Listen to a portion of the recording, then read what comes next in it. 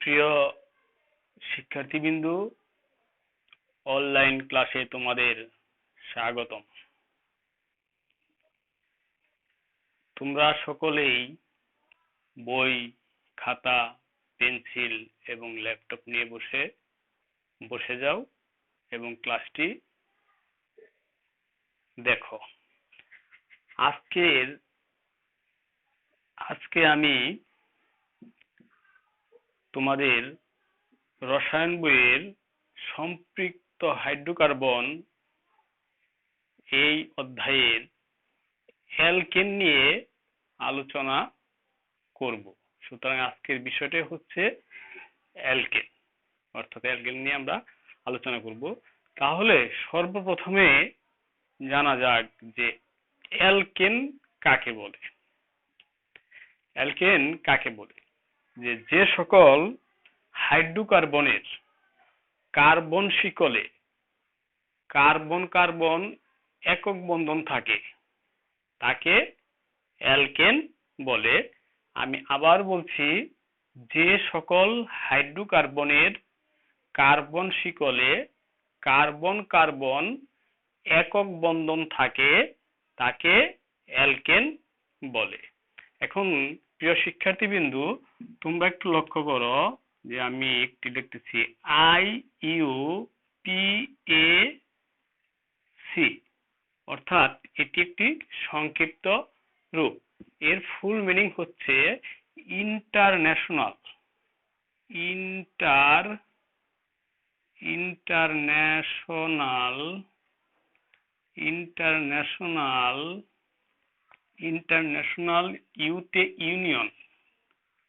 Union of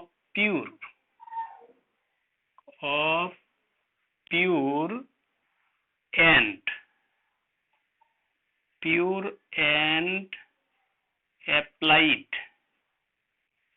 applied chemistry, অর্থাৎ IUPAC-র full meaning হচ্ছে international union of pure and applied chemistry. অর্থাৎ এই international union of pure and applied কেমিস্ট্রিতে alkane সম্পর্কে কিভাবে নামকরণ করতে হবে তার একটি ধারাবাহিক কিছু ধারণা দেওয়া আছে তোমাদের বইয়ে। যে অ্যালকেনের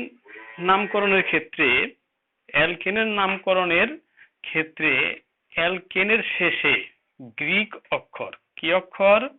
গ্রিক দেশীয় একটি অক্ষর এন, অর্থাৎ এই এন শব্দটি শেষে বসাইলেই অ্যালকেনের নামকরণ মূলত হয়ে যায়। যেমন আমি এক দুইটি উদাহরণ দিচ্ছি, যে যেমন এটা হচ্ছে মিথেন, তাহলে শেষে কি যুক্ত হলো? এন। তারপর হলো ইথেন, শেষে কি যুক্ত হলো? এন। সুতরাং আমরা লক্ষ্য করছি যে অ্যালকেনের নামকরণের শেষে গ্রিক অক্ষর এন যুক্ত করে নামকরণ করা হয়। যেমন মিথেন, ইথেন, প্রোপেন, বিউটেন ইত্যাদি ইত্যাদি নামকরণগুলো আমরা আসতেছি। এখন আমরা জানবো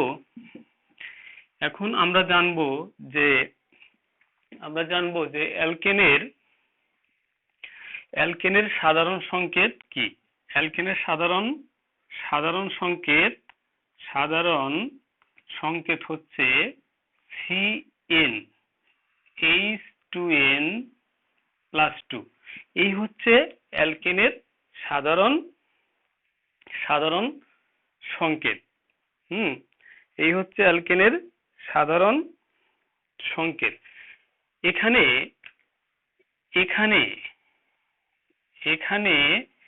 এন এর মানটা হচ্ছে 1 2 3 4 5 6 এর ইনফিনিটিভ পর্যন্ত।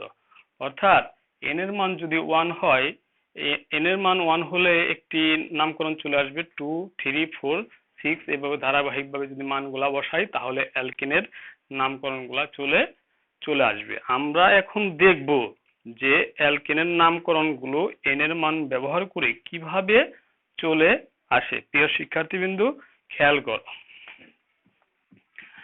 তাহলে যদি এন এর মান 1 হয়, যদি এন এর মান 1 হয়, তাহলে যে অ্যালকেন আমরা পাবো তার নাম হচ্ছে মিথেন। আমরা একটু দেখাচ্ছি, বোর্ডের দিকে লক্ষ্য করো। CnH2n+2, অর্থাৎ আমরা এখানে এন এর মান কি ধরবো? এন এর মান 1 ধরবো। তাহলে এন এর মান বসিয়ে দিই, 1H2 1+2 সমান CH2+2 সমান CH4, অর্থাৎ এই CH4 কে বলা হয় মিথেন। অর্থাৎ অ্যালকেনের নামকরণের শেষে সবসময় উচ্চারণ করতে হবে এন। এই এন হচ্ছে গ্রিক একটি অক্ষর, যার শেষে সবসময় এন শব্দটি উচ্চারণ করতে হয়, এর জন্য এর নামকরণ হয়ে গেছে মিথেন। এরপরে আমরা দেখব, যদি এন এর মান 2 হয়, যদি এন এর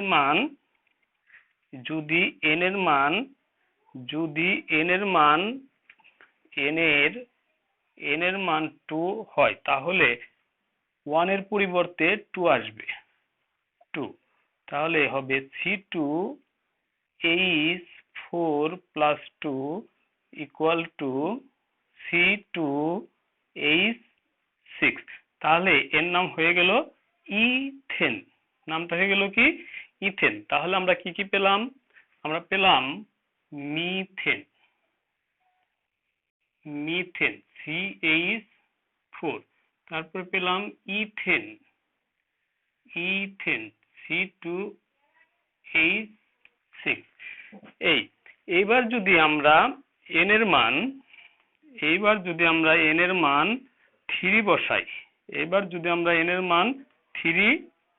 বসাই, তাহলে কি পাবো? প্রিয় শিক্ষার্থীবৃন্দু, লক্ষ্য করো। তাহলে এন এর মানটা হচ্ছে 3,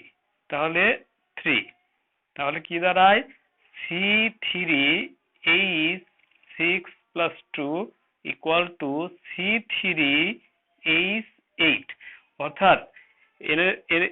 অর্থাৎ যে অ্যালকিনটি পেলাম এর নাম হচ্ছে প্রোপেন।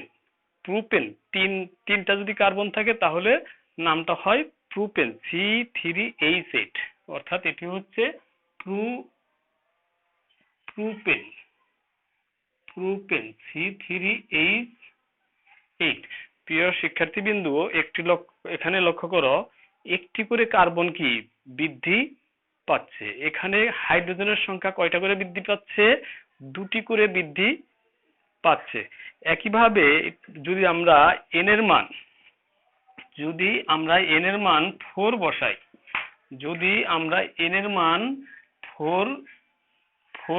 তাহলে এন এর মান 4 বসাইলে হয় C2 4+2 = C4, 4 2 8 আর 2 10। এই হলো C4H10।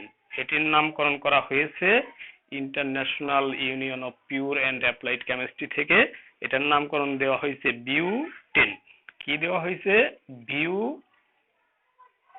বিউটেন। সুতরাং এটি হচ্ছে বিউটেন C4H10। এবার আসো, যদি এন এর মান 5 বসানো হয়, তাহলে কি হবে? তাহলে হবে C5H2 × 5+2, অর্থাৎ ক্যালকুলেশন করলে C5H10+2, অর্থাৎ দাঁড়াইতেছে C5H12। অর্থাৎ এর নামকরণ international union of pure and applied chemistry থেকে নামকরণ করা হয়েছে। যেহেতু 5টি কার্বন আছে, সুতরাং এর নামকরণ করা হয়েছে অ্যালকিনের ক্ষেত্রে পেন্টেন। এটার নামকরণ করা হয়েছে পেন্টেন। ঠিক আছে প্রিয় শিক্ষার্থীবৃন্দু, বুঝতে পেরেছ? 5টি কার্বন বিদায় এর নামকরণ করা হয়েছে পেন্টেন। তাহলে পেন্টেন C5H10, তাহলে একটি করে কার্বন এদিকে বৃদ্ধি পাচ্ছে, এদিকে দুটি করে কার্বন বৃদ্ধি পাচ্ছে। এইবার লক্ষ্য করো, যদি n এর মান 6 হয়, তাহলে এখানে দাঁড়ায় 6, এখানে হবে 6 6 দুগুণে 12, 12 আর 2 যোগ করলে 14, C6, অর্থাৎ হচ্ছে C6H14, অর্থাৎ এর নামকরণ করা হয়েছে international union of pure and applied কেমিস্ট্রির ক্ষেত্রে নামকরণ করা হয়েছে। যেহেতু 6টি কার্বন আছে, সুতরাং এর নামকরণ করা হয়েছে হেক্সেন। এর নামকরণ কি করা হয়েছে? হেক্সেন। প্রিয় শিক্ষার্থীবৃন্দু, লক্ষ্য করো, কি নামকরণ করা হলো? হেক্সেন। হেক্সেন কেন? কারণ 6টি কার্বন আছে, এর জন্য এর নামকরণ করা হয়েছে হেক্সেন।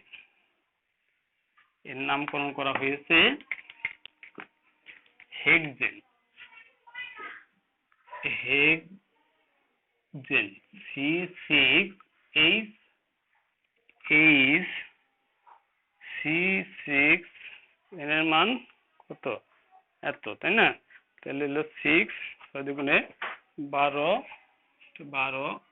তাহলে এখানে হবে হলো C6H14, এই হেক্সেন। এবার আমরা n এর মান 7 বসিয়ে দেখব কি আসে, অর্থাৎ n এর মান কত? 7। তাহলে C7H2n into 7 plus 2, অর্থাৎ ক্যালকুলেশন করলে দাঁড়ায় 7 দুগুণে 14, 15, 16, অর্থাৎ C7H16 এর নামকরণ international union of pure and applied কেমিস্ট্রির ক্ষেত্রে নামকরণ করা হয়েছে। যেহেতু 7টি আছে, সুতরাং এর নামকরণ করা হয়েছে হেপটেন। হেপটেন এর নামকরণ করা হয়েছে হেপটেন। এর নামকরণটা তাহলে কি? হেপটেন। C7H16। হেপটেন কেন? কারণ 7টি কার্বন আছে, এই জন্য এর নামকরণ করা হয়েছে হেপটেন। এরপর প্রিয় শিক্ষার্থীবৃন্দু, লক্ষ্য করো, এবার যদি n এর মান 7 না হয়ে 8 হয়, তাহলে কি দাঁড়ায়? C8H2 into 8 plus 2 equal to C8 equal to 18, calculation করলে 18 হবে। অর্থাৎ যেহেতু 8টি কার্বন আছে, সুতরাং এর নামকরণ করা হয়েছে international union of pure and applied chemistry থেকে নামকরণ করা হয়েছে। 8টি আছে বিদায় এর নামকরণ করা হয়েছে অকটেন। এর নামকরণ করা হয়েছে অকটেন। এর নামকরণ কি? অকটেন। C8H18, octane. এরপরে প্রিয় শিক্ষার্থীবৃন্দু, যদি n এর মান 9 হয়, তাহলে কি হবে? দেখো, C9H2 into 9 plus 2, ক্যালকুলেশন করলে পাওয়া যাবে H20, অর্থাৎ international union of pure and applied chemistry থেকে এর নামকরণ করা হয়েছে ননেন। এর নামকরণ করা হয়েছে ননেন, অর্থাৎ 9টি কার্বন আছে বিদায় এর নামকরণ করা হয়েছে ননেন। তাহলে C9H20 ননেন।